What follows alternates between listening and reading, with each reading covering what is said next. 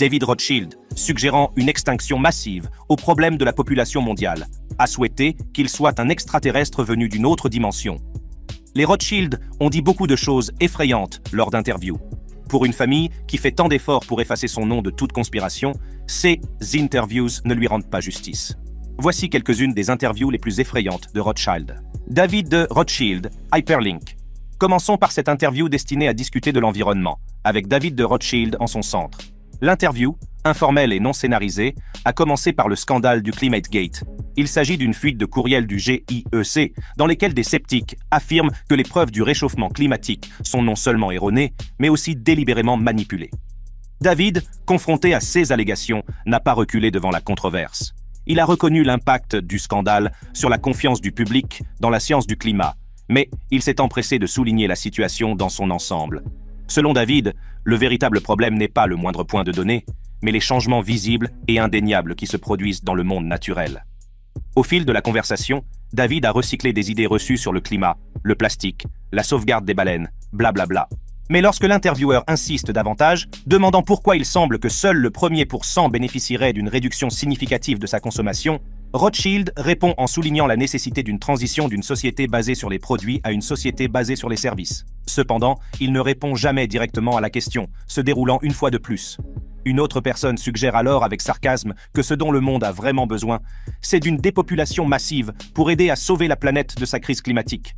Sa réponse n'aurait pas pu être plus inquiétante. L'interviewé, désireux d'approfondir la question, a interrogé David sur le rôle des individus, des entreprises et des gouvernements dans la crise écologique en cours. Sa frustration est devenue plus évidente lorsqu'il a déploré la manipulation des récits environnementaux par des intérêts particuliers, qui, selon lui, occultent la réalité de la transformation de la planète due à l'activité humaine. Cependant, l'interview a pris une tournure plus sombre lorsqu'il a reconnu que certaines personnes le percevaient, lui et sa famille, comme des extraterrestres reptiliens. En parlant de reptiles, Guy de Rothschild n'a pas fait grand-chose pour calmer les rumeurs selon lesquelles la famille serait composée d'extraterrestres. Interview d'un reptilien. Dans cette interview, Guy de Rothschild a été invité à partager ses idées sur le financement et à revenir sur l'illustre histoire de la famille Rothschild. L'interview s'avère être essentiellement une occasion parfaite pour lui de se vanter des réalisations de sa famille. De manière surprenante, les téléspectateurs ont remarqué quelque chose d'étrange dans l'interview. L'homme n'arrivait pas à garder sa langue dans la bouche. Je ne dis pas que l'homme est un extraterrestre, mais le mouvement de la langue ne vous semble-t-il pas étrange? Mais vraiment, qu'est-ce qui empêche la langue de cet homme de rester à l'intérieur de sa bouche? C'est à se demander si ce n'est pas là la partie la plus effrayante de l'interview. Mais ce n'est pas la partie la plus effrayante de l'interview. Il y a pire. Vous savez que tous ces gens riches aiment parcourir le monde à bord de leur jet privé, consommant plus de carburant en un seul voyage que beaucoup de gens ne le feraient au cours de leur vie et parlant de l'effondrement imminent de la planète. Guy Rothschild a lui aussi son moment d'hypocrisie milliardaire. Assis dans son très coûteux fauteuil en cuir sur fond d'or, parlant de l'effondrement de la société, l'homme ne pourrait certainement pas être moins conscient de lui-même. Je veux dire, lisez la pièce, n'est-ce pas? Il parle ensuite de l'influence de sa famille et de la façon dont elle a révolutionné le système de prêt. Ya, dit Dada. Confronté à la dépopulation. L'atmosphère à l'extérieur de la réunion des créanciers de People's Voice était électrique. Les militants et les journalistes qui se trouvaient à l'extérieur attendaient, prêts à affronter les hommes et les femmes de la finance qu'ils jugeaient responsables des malheurs économiques du pays. Parmi eux se trouve une journaliste indépendante, Sarah Poulton. À leur grande surprise, l'une des premières personnes qu'ils ont vues s'entraîner était le baron Jacob Rothschild. L'air semblait s'être arrêté. Cet homme représentait des siècles d'influence financière. Il était l'emblème vivant d'un héritage qui avait façonné des nations. Les questions fusent rapidement, montrant les inquiétudes de millions de personnes qui subissent de plein fouet les effets de politiques économiques qui favorisent une minorité au détriment du plus grand nombre. Elle lui demande ensuite de parler des plans d'austérité que connaît le pays. La réponse de Rothschild est une étude de la déviation. A-t-il commencé? Sa voix s'affaiblissant, indiquant clairement qu'il n'était pas prêt à s'engager sur le sujet. Le journaliste, sentant la dérobade, a continué, sans se laisser décourager par la réponse vague. Le public, qui regarde derrière des écrans, se rapproche, sentant la tension du moment. Les questions se sont multipliées, abordant des sujets qui n'étaient que des rumeurs chuchotées et des forums internet. Rothschild ne peut retenir sa réaction. Son visage s'est momentanément figé, comme s'il était pris au dépourvu par l'audace de la demande. Ce genre de questions se retrouve rarement dans les discours dominants, puisqu'ils sont contrôlés par les Rothschild, soi-disant. Il leur demande alors pour qui ils font de la télévision, afin de reprendre le contrôle de la narration. La réponse du journaliste était simple mais puissante. C'était une déclaration d'autonomie, une déclaration qui signifiait qu'il n'avait Arthrose, migraine, sciatique, hémorroïdes. Il faut toujours avoir de l'argile chez vous. Il y a une bonne dizaine de situations où l'argile... probablement pas d'autre objectif que la vérité. L'échange a été bref, mais son impact a été immédiat. Rothschild, comprenant que le journaliste ne se laisserait pas influencer ou réduire au silence, a choisi de s'éloigner, laissant les questions en suspens comme des vérités non exprimées. Jacob, confronté au nouvel ordre mondial. Encore une fois, dans une autre interview, Jacob Rothschild a été interrogé sur le nouvel ordre mondial auquel lui et sa famille sont associés de manière si célèbre. Cette fois, l'interview se déroule dans une rue animée, où Jacob Rothschild, qui ne se doute de rien, est sur le point de devenir le centre d'une inquisition publique impromptue. Les militants, appareils photo en main, s'approchent de Rothschild. Rothschild, peut-être habitué à être sous les feux de la rampe, même si c'est dans un cadre plus contrôlé, a répondu par un démenti poli en disant qu'il ne s'était pas rendu à cette réunion. Les activistes, insensibles à sa réponse succincte, ont cherché à le lier à la réunion de l'année précédente, mais Rothschild s'est empressé de se défiler, affirmant que c'était son cousin qui y assistait. Mais les militants n'étaient pas là pour échanger des plaisanteries ou pour se heurter à des refus polis. Ils ont continué, leurs questions prenant un ton plus accusateur. Ils l'ont interrogé sur les guerres prétendument déclenchées par sa famille. Ils ont également fait allusion à la croyance de longue date selon laquelle les Rothschild seraient les architectes du groupe Bilderberg. Rothschild, cependant, n'a pas cédé à la panique, déclarant dans l'interview que ce n'était pas vrai. La confrontation s'est intensifiée lorsque les militants, sentant l'occasion d'exprimer leurs griefs, se sont lancés dans une tirade qui était autant une mise en accusation de la famille Rothschild qu'une déclaration de leur propre prise de conscience. Rothschild, maintenant confrontés au poids de leurs accusations, tentent de se retirer dans l'anonymat de la rue animée. Mais l'homme ne le laisse pas faire. Alors que l'échange touchait à sa fin, les activistes, ayant peut-être un sentiment de victoire dans leur défi public, ont laissé Rothschild avec un dernier mot. Pas de commentaire à ce sujet, monsieur.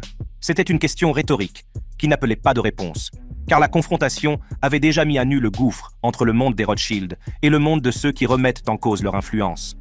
Cette rencontre, aussi brève soit-elle, résume les tensions d'une époque où les puissants sont de plus en plus tenus de rendre des comptes devant le tribunal de l'opinion publique, où chaque action et inaction est examinée à la loupe, et où l'héritage d'une famille peut devenir le point central d'un débat plus large sur la richesse, le pouvoir et l'avenir de notre société mondiale. Sir Evelyn de Rothschild est convaincue de contrôler le Sénat américain. En 2008, l'administration Bush a promulgué le plan de sauvetage des banques, un plan de sauvetage gouvernemental de 700 milliards de dollars. Ce plan a utilisé des fonds publics pour acheter des actifs toxiques aux banques en difficulté, qui ont ensuite été redirigés pour injecter des capitaux dans les banques et d'autres institutions financières. Les détracteurs de ce plan ont affirmé qu'il s'agissait d'un plan de sauvetage pour Wall Street et non pour Main Street. De nombreux détracteurs ont affirmé que le TARP profitait principalement aux grandes institutions financières et aux entreprises de Wall Street, tout en négligeant les propriétaires ordinaires et les petites entreprises qui souffraient également des effets de la crise financière. En outre, il a été considéré comme un risque moral, certains critiques affirmant que le renflouement créait un risque moral en sauvant les banques et les institutions financières des conséquences de leur comportement risqué, incitant ainsi à de futures imprudences. Les raisons de cette contestation sont nombreuses. Cependant, quelqu'un a appelé un Rothschild pour apporter sa contribution, et il n'a pas manqué de nous donner un contenu que l'on peut qualifier d'effrayant. Dans l'interview, l'animateur lui demande ce qu'il pense de l'adoption du projet de loi par le Sénat, et il répond avec un niveau de confiance que certains téléspectateurs ont pu trouver déplaisant. Il s'est dit confiant dans l'adoption du projet de loi, citant le Sénat comme l'Assemblée la plus ancienne, bien qu'elle soit soumise à une forte pression. Il serait très surpris qu'elle ne soit pas adoptée. Les interviews de ce type ne calment pas le malaise des gens lorsqu'ils entendent parler d'un Rothschild. Elles ne font que démontrer le pouvoir et la suffisance de ces personnes. Jacob Keep It in the Family. Lors d'une conférence en 2018, Lord Jacob Rothschild a levé le voile sur la politique Wellstone, un terme qui résume la longue tradition de mariage mixte et de consolidation de la richesse de la famille Rothschild. Cette pratique, qui remonte à la création de la dynastie, visait à garantir que la fortune et l'influence de la famille resteraient intactes à travers les générations. Une stratégie qui a été à la fois louée pour sa prévoyance et critiquée pour son exclusivité. La politique Wellstone n'est pas seulement une stratégie financière, mais un témoignage de l'engagement de Rothschild en faveur de l'unité familiale et de l'héritage. Toutefois, il s'agissait d'une politique qui consistait littéralement à garder les choses dans la famille. Cette politique a donné lieu à de nombreuses théories du complot. Les critiques affirment que de telles pratiques insulaires contribuent à diviser la société, perpétuant un système de classe où l'élite consolide le pouvoir et l'homme de la rue reste subordonné. L'adhésion des Rothschild à la politique Wellstone est souvent citée comme preuve d'un programme incestueux et secret visant à contrôler les affaires mondiales, malgré l'absence de preuves concrètes à l'appui de ces affirmations. Alors que nous disséquons les implications de la politique Wellstone, il est crucial de comprendre la frontière ténue entre les pratiques commerciales légitimes de la famille Rothschild et les mythes sensationnels qui ont été construits autour d'elle. L'influence des Rothschild ne peut être niée, mais la vérité derrière leur stratégie familiale reste une tapisserie complexe, tissée dans les annales de l'histoire financière. La famille Rothschild, avec son passé chargé d'histoire et son immense richesse, est devenue un aimant pour les théories de la conspiration. Ces théories dépeignent souvent la famille comme une force clandestine agissant dans les coulisses pour façonner les événements mondiaux à son profit. L'une des plus sensationnelles est l'accusation de pratiques incestueuses, sous-produit de l'interprétation de la politique Wellstone, qui suggère que les mariages mixtes de la famille avaient pour but d'empêcher la dilution de sa richesse et de son pouvoir. Ces allégations incestueuses, bien que non fondées, ont été diffusées dans divers médias, jetant une ombre sur le nom des Rothschild et alimentant des récits d'élitisme et de manipulation. L'idée que la famille agit en toute impunité, influençant les gouvernements et les économies pour supprimer l'homme de la rue, s'est enracinée dans l'imagination du public. Cette perception a été encore aggravée par la réticence historique de la famille à s'adresser à la presse, ce qui a souvent été interprété comme une tentative de dissimuler l'étendue réelle de son influence. L'impact de ces théories du complot sur la perception du public est profond. Elle s'appuie sur une méfiance profondément ancrée à l'égard de l'élite et sur la crainte qu'il existe des puissances intouchables qui façonnent notre monde d'une manière que les gens ordinaires ne peuvent ni voir ni contrôler. Si le scepticisme à l'égard des puissants est sain dans une société démocratique, les théories de la conspiration de Rothschild franchissent souvent la ligne qui mène au domaine de la spéculation sans fondement et des tropes antisémites. La création d'Israël. L'implication de la famille Rothschild dans la création d'Israël est une histoire très complexe et critiquable, et dans cette interview, Jacob Rothschild la décortique. Si leur soutien financier et leur influence politique ont été cruciaux pour le mouvement sioniste, leurs actions n'ont pas échappé à l'examen et à la condamnation. Au cours de cet entretien, Rothschild réitère son engagement en faveur d'Israël. Les critiques soutiennent que les Rothschild, malgré leurs intentions, ont peut-être sous-estimé les dynamiques complexes de la région. La promesse d'une patrie juive, telle que formulée dans la déclaration Balfour, a été faite sans le consentement des habitants arabes de la Palestine. Selon certains, cet oubli a semé les graines d'un conflit durable, les droits et les aspirations de la population arabe étant apparemment mis de côté. En outre, les détracteurs suggèrent que l'engagement des Rothschild dans la cause sioniste était une forme d'ingérence dans un problème profondément enraciné. Ils affirment que la famille, forte de sa richesse et de son influence, aurait pu adopter une approche plus équilibrée, prenant en compte les implications pour toutes les communautés concernées. Au lieu de cela, les critiques affirment que les Rothschild se sont davantage concentrés sur la création d'un État juif que sur la paix et la stabilité à long terme de la région. Lorsque l'État d'Israël a pris forme, la famille Rothschild a maintenu son soutien, mais son rôle est devenu moins direct. Certains ont interprété ce retrait comme un abandon du projet, même qu'ils avaient contribué à initier. Lorsque les complexités de la construction d'une nation et du conflit israélo-arabe sont devenues évidentes, les Rothschild ont été perçus comme ayant quitté l'arène, laissant les autres se débattre avec les conséquences de leurs premières actions. L'héritage de la famille Rothschild dans la création d'Israël est donc controversé. Leur contribution aux premières implantations juives est indéniable, tout comme leurs efforts pour favoriser le développement culturel et scientifique de l'État. Toutefois, les critiques formulées à l'encontre de leur participation soulignent les difficultés persistantes qu'il y a à concilier les aspirations du peuple juif avec les droits et les revendications des Palestiniens. Le nom des Rothschild reste gravé dans l'histoire d'Israël, symbole à la fois de la promesse d'une patrie pour le peuple juif et de la saga géopolitique controversée qui s'est déroulée.